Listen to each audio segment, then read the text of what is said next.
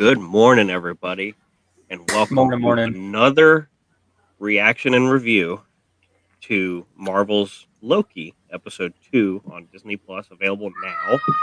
You might be wondering why we're on here so early, but that's just because time flows differently in the TVA. And joining me today, of course, I am Justin, but joining me is Lucas, the Disney Grizzly Abels. What's up, guys? And Luke, we're going to start off real quick with where did we leave off in the first episode before this one started? We left off with the Loki Spoilers. variant. Sorry. We left off with the Loki variant. If you haven't seen the first episode or you haven't seen this one yet, like we're just gonna go right into the spoilers all the way. Yeah, we're pretty much gonna be doing spoilers nonstop, guys.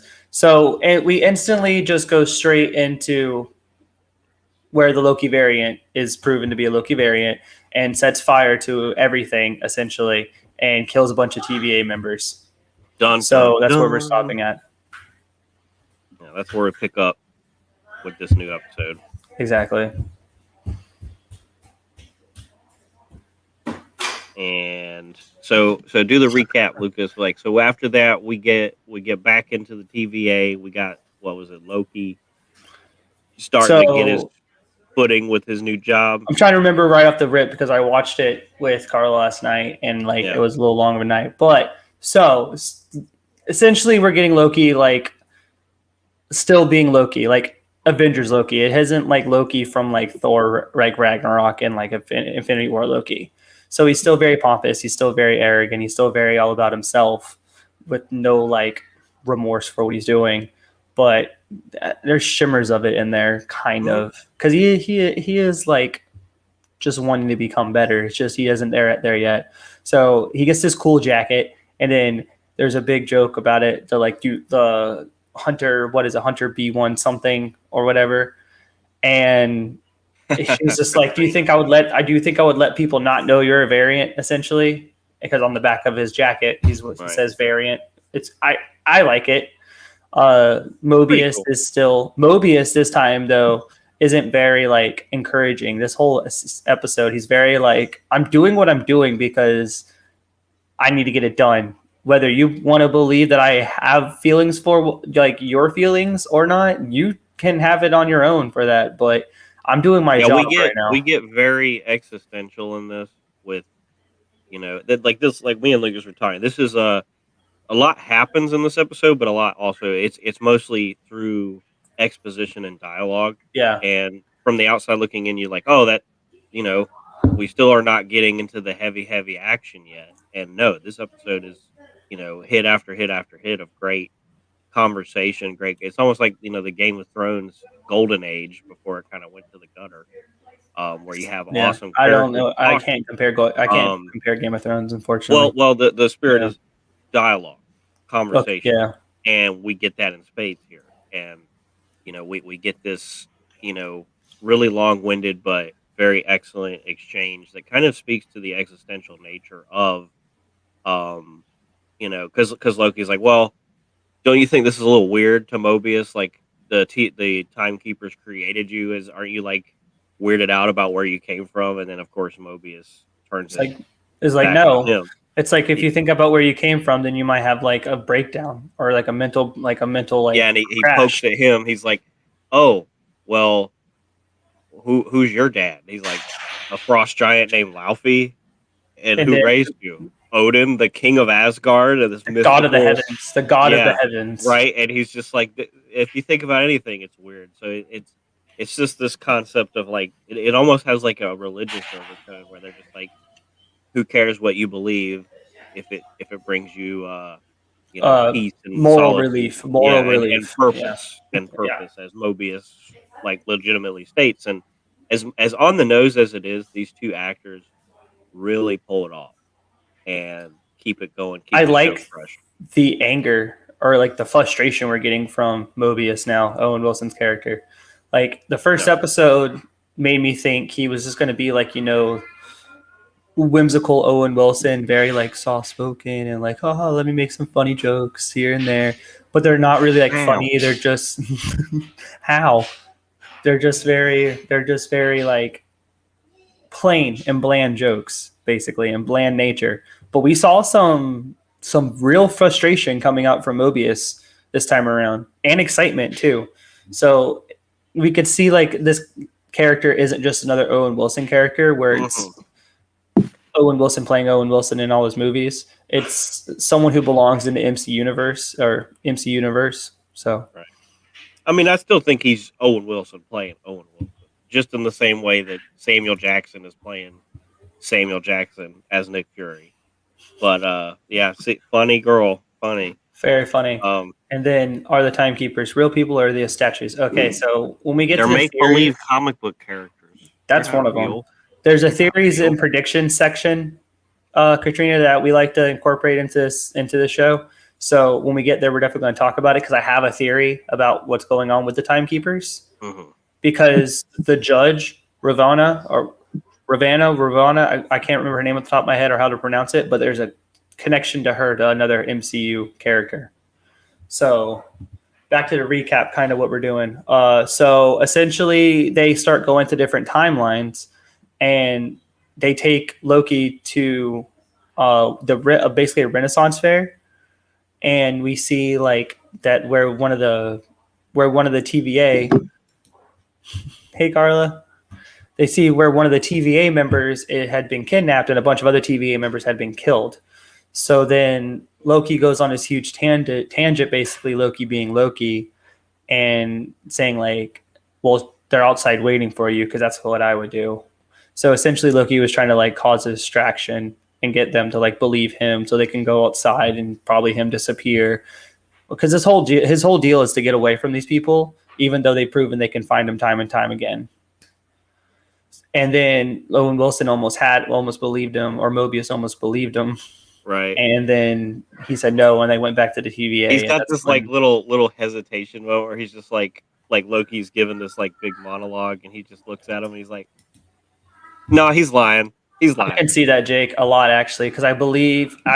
Okay, so I'm gonna wait till the theories and like prediction area, but so take them back to TVA. Mobius is like, here, I got a job for you. Search through all this material about the variant, right? And then Loki sits down, and then he's going through the papers and finds out about the apocalypse, and then we find out something within the timeline, because supposedly the timekeepers keep track of the time, and if something breaks off in the timeline, then they send in the TVA agents to fix the timeline and erase them with these little eraser bombs that they all carry.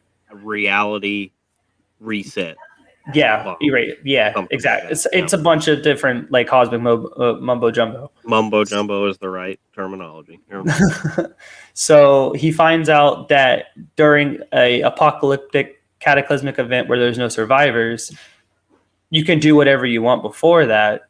Basically, you can cause a variant in the variance in the time stream and get away with it.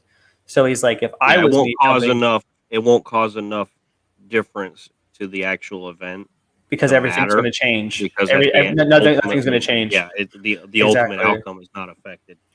So he runs and tells Mobius this, and that's when one of the best metaphors or scenes in a MCU is the salad. It's the salad scene where he explains the chaos theory. Whereas, like, if anything, when DC makes content, exactly, we will be there, just like we're there when, exactly. We're DC fans too. But right now, Marvel is in the. Has DC come out with something that we don't know about? I don't think so. Didn't we do Snyder Cut? Anyway, moving on. Hi, Alex. Hi, Alex. Yeah.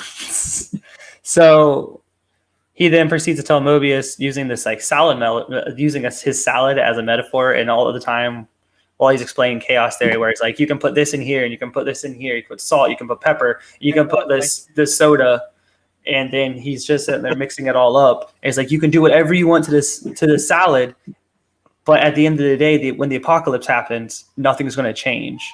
And then he grabs the juice box and pours the juice in there as well. And the whole time, which makes this scene the funniest thing, is Owen Wilson's being or Mobius is being Owen Wilson basically, and just muttering, "Don't be doing that to my salad. I just wanted my salad. Please give me my salad. I want my salad. I wanted that salad." He's not angry, but he's just like blank with that's blunt what you were getting at, like again, where you're talking about, we're getting like the shades of frustration, like if frustration had 10 levels to it, Owen Wilson or Mobius' frustration is like out of 4. He's just like, oh man, like he's dealing with like Loki right now because he's being told Loki doesn't need to be part of his solution to a bigger problem. Right. So at the end of the day, they go to Ravana, whatever her name is, because now he is like, hey, I need to use this Loki variant, but she's like, I don't agree with this. He needs to be like reset, blah, blah, blah, blah, blah. So we go into the next part of the scene, which is Pompeii. Like he takes him to Pompeii finally. Such a blatant, not even apologizing ripoff of Doctor Who that they go to Pompeii, because of course one of the most famous Doctor Who episodes is Pompeii. I believe they go back multiple times throughout the show's history because it's a historical apocalypse event, and the show not playing coy with its Doctor Who influence. It's very Doctor Who feeling. Go right on to freaking Pompeii. I was just like, oh, coming down to the weird like whisper music going on, like the I think that's a little bit of a reach, but it made me think of it instantly because when we watched Doctor Who together, granted I didn't watch a lot of it, I watched a little bit of it. Trust me, it's there. But like, what the point I was going to make is, like, even though we get this Pompeii scene, I feel like the show gets less and less Doctor Who-y as we watch it, and we're only on episode 2. But it's just so funny that they're in Pompeii. Yeah. So he proves his point by like causing a ruckus, basically speaking English, telling these people in Latin. By the way, Loki can speak Latin. That it's the end is coming. Nothing you do matters. Do whatever you want. Very reminiscent of the Jurassic Park meme of the guy sitting there like, "Hey, this guy's trying to steal secrets. See, nobody cares." Exactly. So. But with Loki being Mobius looks at like his like variance radar basically, and is like, "There's no red line." So he's like, "He's right." So then the volcano hits, everyone dies, etc. But so fast forward again, now they're raiding. They figure out where the variant's from because it's kablooey gum. They have this kablooey gum that they left. It's from the future, from the Roxart corporate, like Megamarts Corporation. Roxcart. And then speaking of which, we'll get to that later. So they go there because there's supposed to be a hurricane that hits there and wipes out the whole area. So come to find out, Alabama. Yeah, exactly. Come to find out the variant's there, that they're body hopping people. Makes sense now too. So I noticed something last week when they showed the variant. The variant was wearing a raincoat when it wasn't raining. So the fact that the variant was wearing like a rain poncho makes sense because they're in a hurricane apocalypse area. Going through the rain. I mean, yes. It doesn't. The scene where Loki is just like, I just use magic to dry myself. So she technically doesn't need the raincoat. She doesn't need it, but it was a rain poncho. So by the way, we're talking about she because it's Lady Loki. Big spoiler alert right off the rip. Right off the rip, big spoiler alert. Yeah. So, anyways, the Loki variants inside of the actual supermarket, they find out they're there. As we're walking around, we see like the eraser bombs laying everywhere. We get into a conflict between Lady Loki and 2012 Loki and our favorite variant Loki. Not mine. Sarcasm, but yeah, I know. But 2012 Loki and Lady Loki get into a conflict, but we don't see them fighting each other because she's body hopping between a bunch of different bodies to like keep them in the loop and keep them confused. It's like just basically telling them like, you're not the best Loki. Why am I interested in you? There's no reason why I'm interested in you. And then we come to find out always patient. He knows the TVA is that for now. True, very true. I agree with that. So they're fighting. They're like having a conflict going on, and all of a sudden she like beats him finally. And then that's when he's like, "Well, what do you want from me?" And then she reveals herself as Lady Loki, and she's just like, "This isn't about you." Presses a button, and then all the time bombs enter their little like dimension portals. And then you cut to the TVA, and you see 13 different spiraling out branches of all red lines. Yeah, it's a lot of tell not show, because like, you know, the cliffhanger is we probably will get to see those after effects, but we don't really know what actually happened. Like, we know the bombs went, and we know kind of where they went based on the coordinates that were programmed into the thing. There's like a list of different coordinates that you can see. But and then at the very end, we see Mobius finally catching up to them within the supermarket, and Lady Loki steps through one of the time portals and leaves the dimension gate open. And then Avengers 2012 Loki variant steps through the portal, and Mobius finally see the frustration, like the actual frustration of like, we lost this guy and we lost the other variant too. Like, what do we do? Or he like, again, keeping with his chill. Damn it. He's just like, damn it. It's like this cutest little like expletive. It's like, yeah, Jake. So they're definitely going to get into that.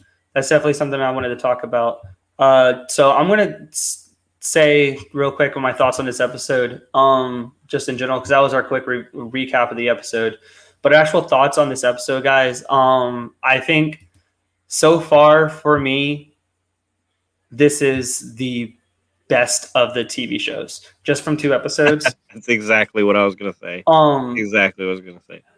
Granted, Falcon and Winter Soldier tickles the itch that I love from Marvel, because it's a Captain America story, and those stories I think are the best stories for me personally. Those were my favorite like character stories, where it came from first Avenger to Civil War, even though Civil War was kind of just like an Avengers movie, like an Avenger-esque movie, because on big, huge ensemble cast. But this is tickling the itch that I've been wanting to have, because I love multiversal, different dimensions, different variations, different tellings of a character, and the fact that I'm starting to get that. And I never thought, when Marvel first, came out on the streets with what they were doing, I never thought we would get multiversal, multidimensional stories. I never thought we would see different variations. Yeah, when Nick Fury showed up, he said, "You've become a part of a bigger universe." He didn't say multiverse. He said bigger universe. Exactly. So I thought we were going to stay I thought we were going to stay within like kind of the realm of the 616 universe, just like, because the MCU kind of blends a bunch of like, there's some ultimate stories or ultimate variations of the characters and like MCU variations together in one, universe. Because they never really tell us what universe the MCU is. At least I don't know it.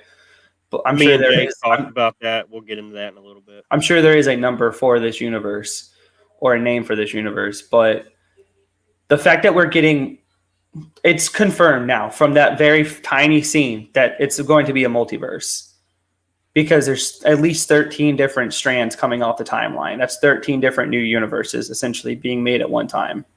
For now, exactly. Like we don't know how monumental or how big the repercussions are going to be. Yeah, or if they're just going to be easy. Exactly. But thoughts, it keeps getting better.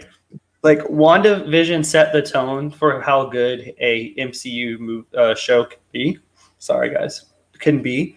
And then Winter Soldier escalated that by giving us really good character building, really good emotion, and really good story. Now Loki is giving us even better character building, because they're building on a character that we've had for all these years, who have been basically like not just a side character in some movies, but like the buddy, basically like split screen with like Thor, who was the main ticket character in Thor Ragnarok.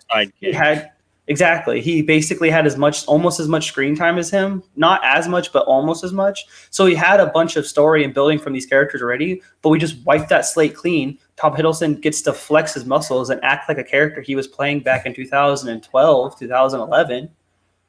And we get to rebuild this character from scratch, essentially, and having this whole new world and having a whole new aspect of things. I think that's amazing. Dialogue is great. The dialogue is amazing. I can't believe like how quippy it is, but it's not like typical MCU fashion quippy. It's like smart quippy. It's like something I could akin to a Quentin Tarantino film during some of the dialogue. Because it's a TV show. They give you a lot of time. There's not this extreme sense of pace where you're waiting and waiting like for the next action scene. No, this is very action light and dialogue heavy. And for a Marvel show, after having seen as many movies, it's like that's a little strange. But like when you sit there and watch it, it goes by real quick because that's the strength of the show is the dialogue, is the writing, is all of these elements that don't require action scenes, but because it is Marvel, you know they're coming, and there's enough sci-fi and oddness and technology being used and great cinema like world building and visuals that you're still in for the ride, and it never feels boring. Yeah, exactly. I know I've saw the 616 shown on some paperwork and stuff and like in the background, but I can't bring myself to like believe that this is the 616 universe. I don't want to. I think this is another variant of a universe within the Marvel pantheon. And then Loki is only 6 episodes. I don't think we're going to fully deal with the multiversal catastrophe that happened. So that's I'll talk about that in a second as well. But so you're talking about 616. Me and Jake were talking about like the movie universe itself is like just like the comics, the mainstream, the mainline universe is 616. The TV and movie universe is the 616 of the TV. Okay. So we're not even thinking that like the MCU. So say here's 616 is Marvel Prime, right, where everything has always happened. So we're not saying that like the MCU is just like another branch of that. It's not like say the world where Spider-Gwen comes from is like, you know, that universe, whereas like MCU is like over here next to like the 616 where it's just another, don't even think the comic books exist essentially. Right. And then the other episodes would be, or the other universes would be in the movie verse would be like the Into the Spider-Verse or the Venom or the Morbius movies coming out that don't. Okay, so because I've always thought just in my head, that's not like the official way. It's not official for sure until Disney comes out and tells us what's canon, like they did with Star Wars. We don't know what's canon. Until Mickey Mouse strangles Sony and is like, "You better put your characters in our movie." So we'll. I don't know. So this episode to me though, like I said, it's just another great example of like what happens when you actually hire great writers that aren't relying on a gimmick. So like if you compare this to WandaVision, like you said, WandaVision set a bar. I think this leaped over that bar, but not to diminish the quality of WandaVision. WandaVision is great, but it's also great for different reasons because it relies so heavily on the celebration and gimmick TV drama, the sitcom homage, which is love it or hate it. That's part of the show. My mom hates that. Yeah, but, I think they do, Jake, because going into the new No Way Home movie, which is, I think is one of the reasons. Anyways, you're saying a lot of stuff I want to talk about later. Right. So we'll get into that, but like for like our predictions on the future and everything, and hopefully we'll keep it short. Yeah. But with what was I saying? So you got WandaVision is very gimmicky because not in a bad way. If you like that, if you don't like it, it is a bad. But what it ends up detracting from though is when you see Wanda and Vision for half of the show, they're play acting in a like as different characters, different versions of themselves, which is interesting. It's actors. We don't get a lot of actors. We don't get a lot of Yeah. time to see them grow because we're focused on what are they going to be like in their 70s version? What are they going to be like in their 80s version? What are they? So whereas Falcon Winter Soldier was very action heavy. It was doing so much.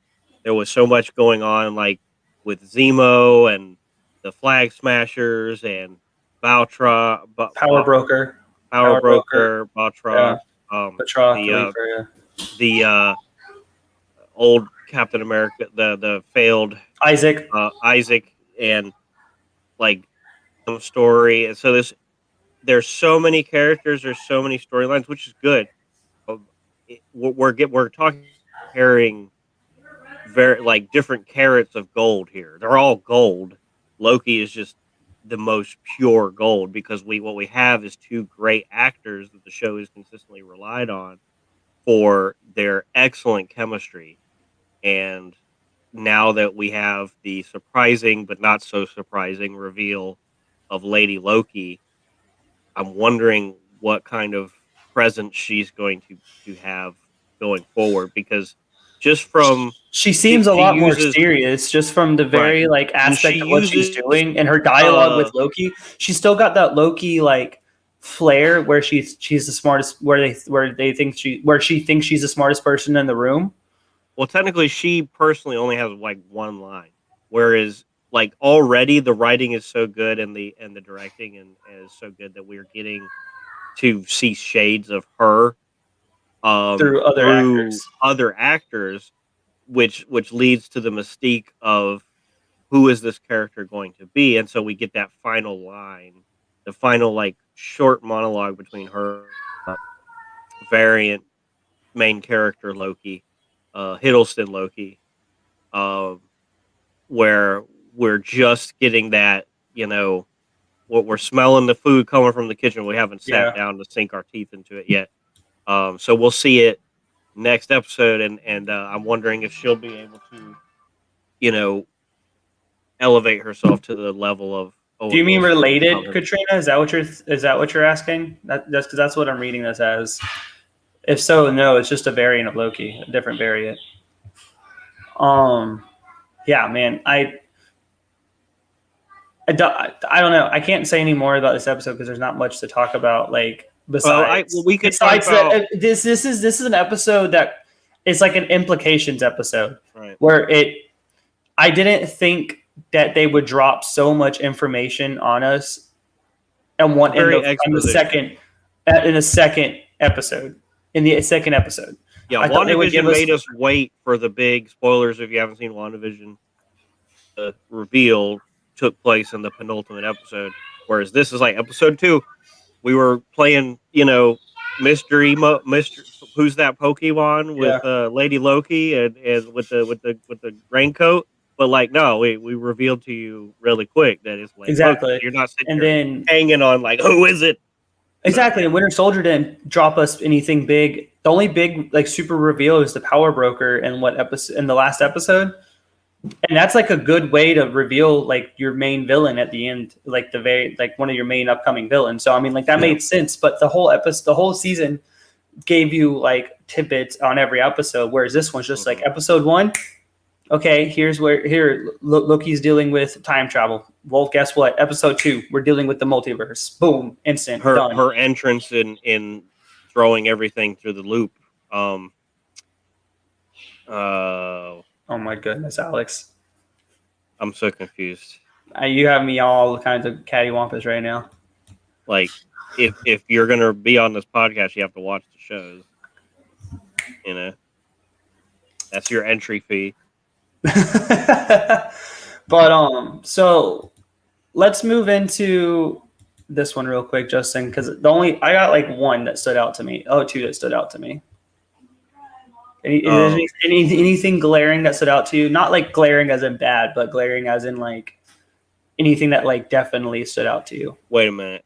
I just completely, I gotta do 180. He's like, is Alex asking if the character Batman will show up in the show or if he'll show up in the podcast? Because I'm so I don't know. Moving on.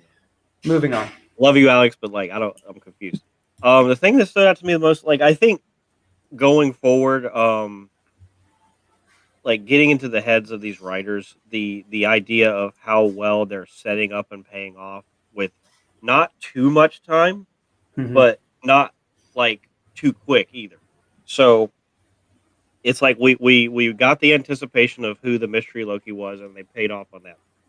Right now, I'm looking for things that they're setting up, and there was a conversation with Loki and Mobius where I feel like they're setting us up to want them to have this friendship, this bromance, because there's a Yeah. conversation where Loki is starting to peel back, like the first episode is all about peeling back Loki's layers. Loki has zipped his layers back this episode and wrapped himself back around that fake ego persona of I want to be the baddest bro in the room, and he's now turning it back on Mobius, who is just so chill. He doesn't care, and he's very open. So he's like starts to ask him about jet skis.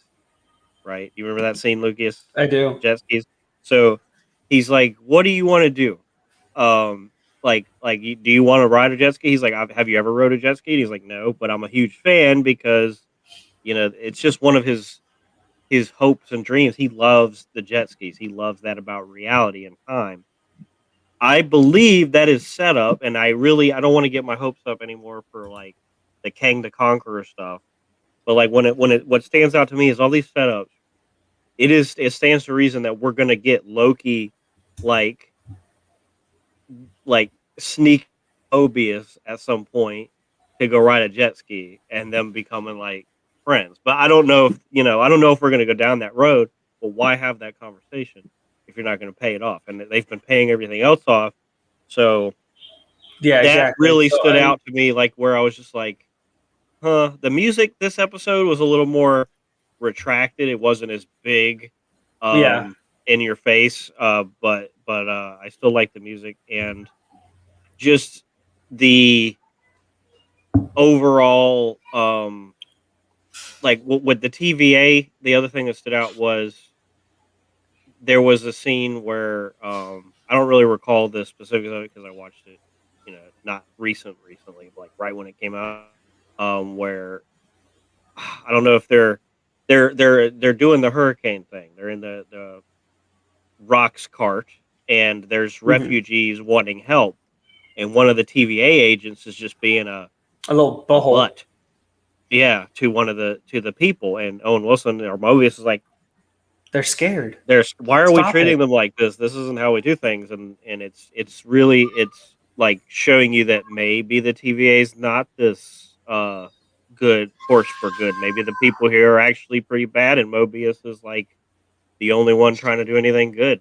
It's like good cop, bad cop. Like Yeah. you can have a bad cop force, but you can have one good cop on the force to try and make it justified.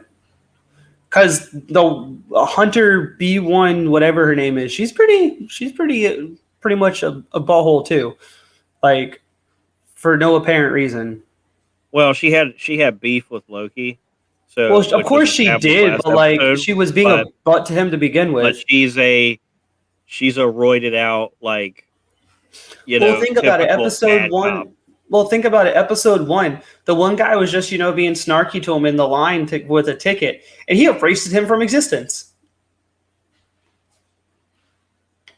Well, I mean, and that's the thing. You got to think they're doing that quite a bit, and that's what they've been gunning for with the Loki variant. They're like, "Oh, just reset them. Just reset them. Why do you have them around?" And of course, the consequences are potentially. Justin, like you like my hat, Alex? Thank you. Yeah, It's the hat. clean. It's the hat they like. All right. Uh, like I wanted the black curved one that Kevin Feige has, but I couldn't find that. Ooh, that would be clean. Yeah. I think the TVA is actually bad, personally. Yeah. But I don't know how that. Well, theories and predictions. Okay, so what stood out to me the most was literally like the branching of all the multiverse, like the fact that this Loki literally causes a huge ruckus essentially within the timeline at once, and it's just like a multiverse of madness. But like, that's what stood out to me the most for this whole episode, because I did not expect that to happen in episode 2. I did not expect like the appearance of the multiverse stakes to happen were so here, fast. and now they're here. Yeah, and the girl is over there. Yeah. So that's what stood out to me the most. Just the fact that they dropped that one of the hugest bombs they could ever do, ever, metaphorically and physically within the show, so fast. Yeah, they blew stuff up. You think Harvey Dent will be in the net, like going, "Hi, I have half a face."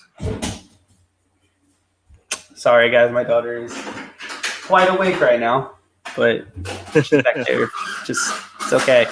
But a little guest star in the podcast, Yeah, background, a little background noise. Mm-hmm. All right, so let's move on to this real quick. Predictions and theories. So you already said the TVA. Yeah, well, I think they're not good. But the reason why I think they're not good is because Jake threw out a comment earlier over here about Kang being 3 different versions of Kang the Conqueror, the Timekeepers. I haven't thought of that, but that's a good theory. But my theory was that Kang has killed the Timekeepers, the original Timekeepers, and is running the TVA. Yeah, and Jake was saying he thinks the Timekeepers are 3 different versions of Kang, possibly from different time streams. Which is just as good theory to me. So it's like on the same level now. Like, now I'm sitting there thinking, like, is that what's actually it is? And then another one is, so prediction. This is a prediction for me. So the No Way Home story that we're going to get for Spider-Man is a repercussion of the time bombs. I'm starting to, because like when it comes to my predictions and theories, like we talk about Kang, we talk about, and these things seem very likely, so it's easy to buy into them. But I'm kind of like not traumatized, but like still raw from the idea that WandaVision was so wrought with YouTube predictions going all over the place, and they didn't really go anywhere. And this to me is another, well, like, this one is way too straightforward for me to think that there's going to be any huge reveal. But you got to be honest, the statues kind of look like Kang. So, and his girlfriend's up in here, so it does seem a little bit more likely than a Mephisto showing up. But I don't want to think with the Mephisto like theories and going on with, because of YouTube. Like I haven't theorized anything from Loki from YouTube. Like for WandaVision, it was a bunch of social media being forced on me because it was so hype on social media. But these are all things that I'm calculating in my head myself, knowing my knowledge of what goes on. So like the multiple Kang theory from Jake, I mean, he predicted Lady Loki last time. So, I mean, he's been on the ball so far. Yeah. And here in the comments. That's what I'm saying. It's easier to buy into it. There's a part of me that thinks he has killed the original Timekeepers and he is controlling everything. Yeah. Or the Timekeepers are existing and they might drop a new person into the time stream who is like a super TVA agent, like a super soldier basically for the TVA. And that super soldier is Kang.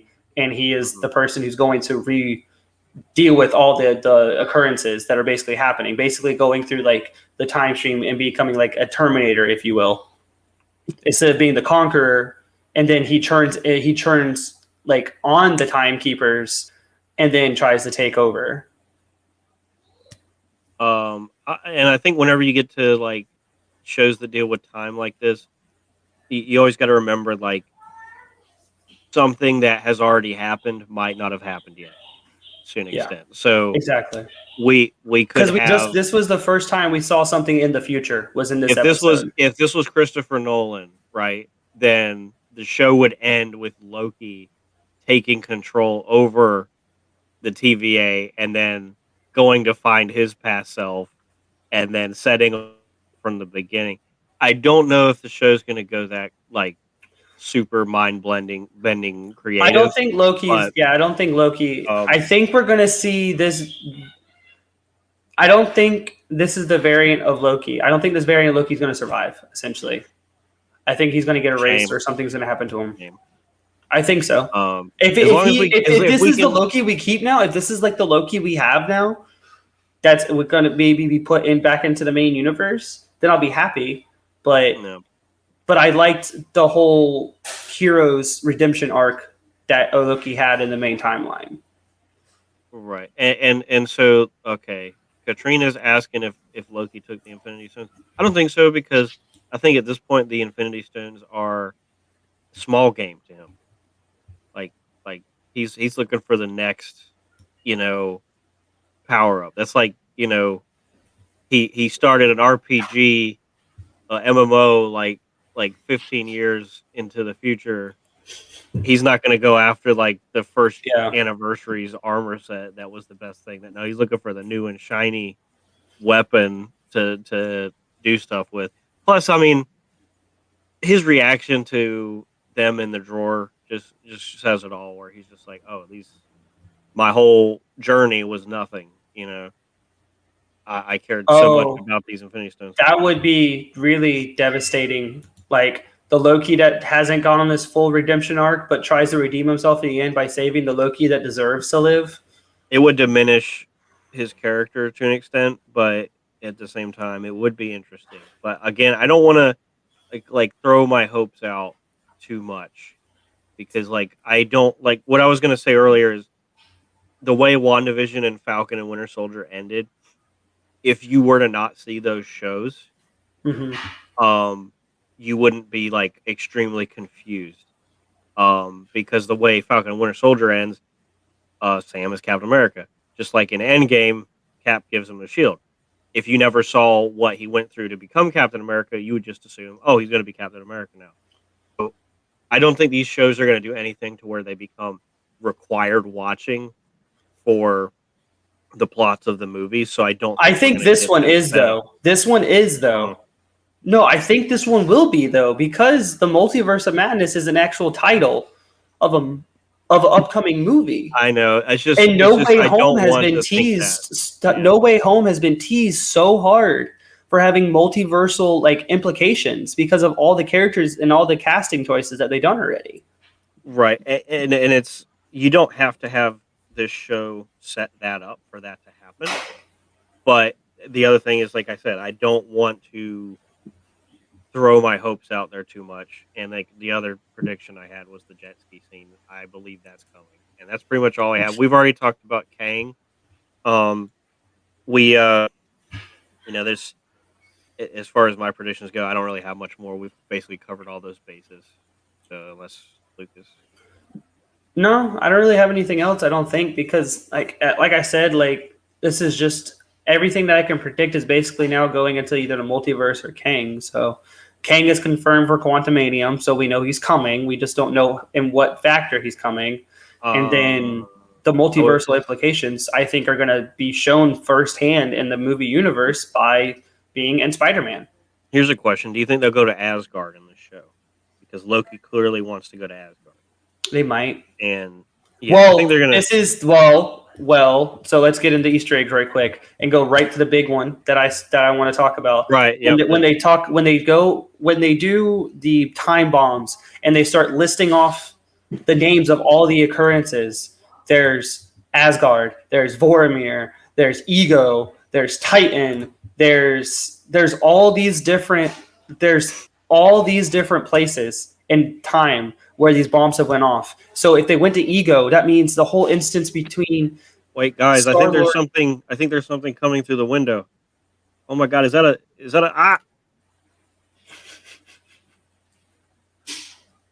I'm just kidding. My time got reset. Sorry. What were we talking about? What is this show? Jake's thinking the TVA exists in the quantum realm. I think quantum realm might exist out of the TVA. I think it might exist outside the TVA. Personally, but that's just I don't know enough about. I know the quantum realm Like there's like a bunch of big centipede worm floaty things Yeah. going. Rop, rop, rop. Granted, it might not because Katrina's like cringe. Janet aged correctly because she's the same age as Hank. So all right. Well, I don't know. While Lucas is pondering. Okay. Anyways, so Easter eggs. So sorry, Jake had me all interested out there. Anyways, so all the different worlds, basically planets and different points of time that they showcased within like the list of places getting bombed are all places where big events happen. Titan, the fight with Thanos in Infinity War. We have Ego, where essentially Ego and Star-Lord were fighting each other. Then we have Vormir, where we don't know which time point it's going into. Is it where Thanos threw off Gamora? Is it where Hawkeye and Black Widow fought for the chance to sacrifice himself? We don't know any of that. So somehow, some way, like this variant of Loki knew all these different areas during this huge, all the MCU events, basically all these big MCU events, and dropped the bombs there. So that's the implications that we're about to have. That's crazy. Yep, and that was, I guess, we'll have to wait and see for that. Another Easter egg was for cinemaphiles. If you listen closely, Loki is having a discussion where they're establishing the differences in types of magic, and that Loki is explaining the difference between illusion magic and duplication body duplication magic, and they're different. And it goes, instead of Owen Wilson's traditional "wow," he goes "how." So we still haven't gotten a wow, and I hope the show does have one. But if we're gonna have a close second, that's a great Easter egg to throw in there, where he's like, "How?" So another one is Ravonna. I swear, I'm sorry, whoever loves that character or knows anything about that character. I keep butchering. You could just call her Kang's side. Slayer. Isn't it Slayer? Her name's like R Slayer, right? Isn't it something like that? It's like R Slayer. Anyways, she has a pin that has Roosevelt on it, and that's a throwback to Agents of Shield. Renslayer, there we go. Okay. It's a throwback to like Agents of Shield and how Roosevelt essentially started Shield. So Roosevelt still is a main factor of the MCU. There's something else too that I wanted to point out.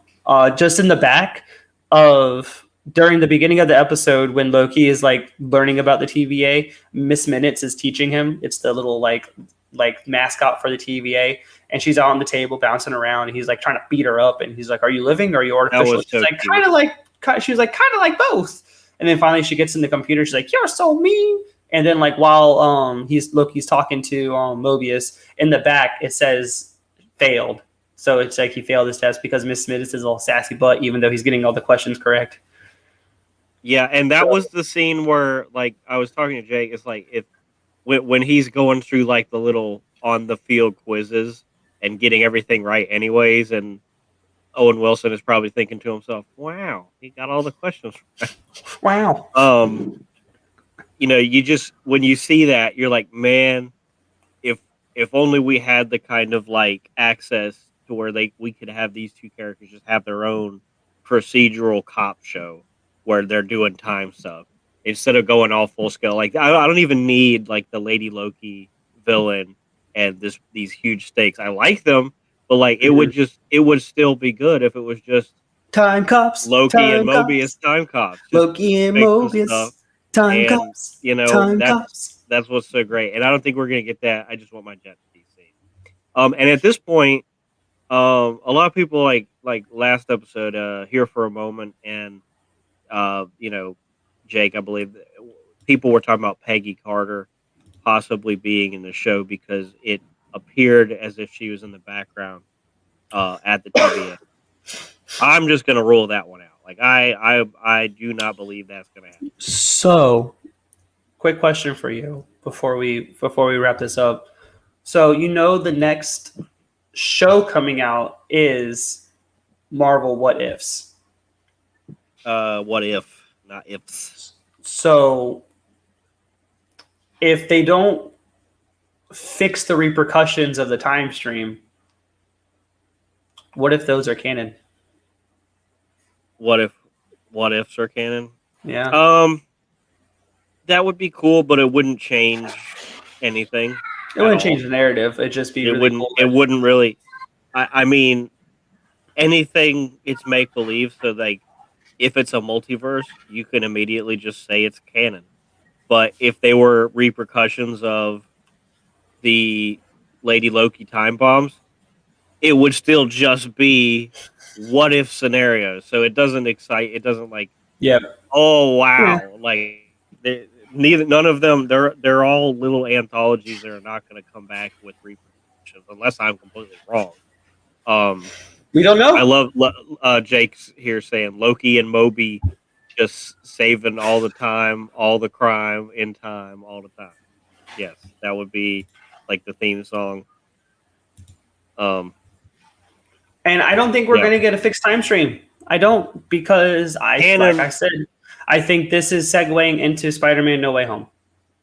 And then Multiverse of Madness. And I think Multiverse of Madness is going to be Doctor Strange trying to fix the time stream. All right, we'll see. But I like with canonical material, it only matters if continuity is key. So if you have like a spin-off movie like Logan in the X-Men, I agree. I hope they fail. It doesn't matter. Yeah, that'd be really cool because like we were talking about. So interject into that. So we got first episode makes everything up to this point in the Marvel Universe feel important. Sorry, guys, I had an invader. Less important because when you have like the absence of free will, the timekeepers and control everything, what does anything really matter?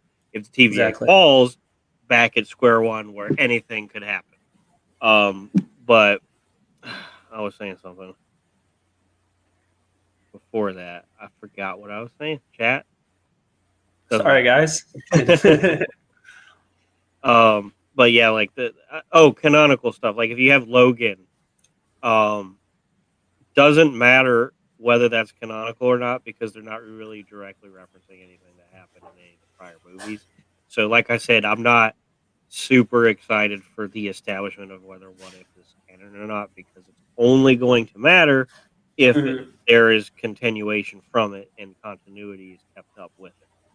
So, whereas the regular Marvel Universe, when we might be getting close to resetting the canon because whenever you have multiverse stuff happening, plus somehow the Fox X-Men are going to come into play at some point. So it stands to reason that they could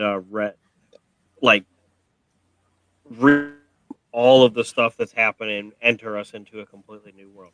Now, granted, I don't think they'll do that. I think we'll always be. I think they need to milk the repercussions of the blip return quite a bit more before we start getting into those complete 180-degree redirects because there's a lot more content that we need to see. At the same time, bringing the TVA into play and like all the timekeeper stuff and like just time in general and showing the Infinity Stones don't matter. Basically, they're just there. Like the blip isn't the blip isn't Earth but the blip isn't like a matter either by that point. Because if the timekeepers wanted to, they could just be like, that's the thing, is if the timekeepers wanted to, they could just be like, well, then everybody's back. Like, if they wanted it, they could do it. They're basically like omnipotent almost with what they can control and what they omnipotent, omnipotent. Basically, they can do whatever they want. If it is still the timekeepers and not, I'm talking about the overall Marvel because if we go back to Earth stories, we don't need to be doing multiverse stories before we've gotten to see how Peter Parker's doing after the blip, how everybody else is doing after the blip. We need to see how Dr. Banner is doing after the blip. We need to see, everybody else. Yeah, exactly. And then we can get into a satisfactory advancement into this multiverse of madness. And I don't think I think the multiversal madness will be a crazy thing, but I think ultimately we will just keep the timeline together for a little bit, but the vulnerability of it will be radically exposed. And so that the setup for it eventually breaking, not next year, not the year after, but in the next Avengers Multiversal War or Avengers Secret War. Secret Wars. Because we still got Secret Invasion. We still got all these other things that have to be covered. Yeah, essentially. True that. And yeah. Anyways, guys. So I think this wraps it up. So I want you guys to remember to smash the like button, flip the sub button, and assemble the notification button to always know when we're putting up new content, guys. And like always, thank you so much for watching. If you watched all the way through, y'all guys are awesome. Thank you for stopping by and joining the chat as well. Thanks, guys, and stay tuned until next week for a new episode of Loki Action and Review. All right, guys. Deuces.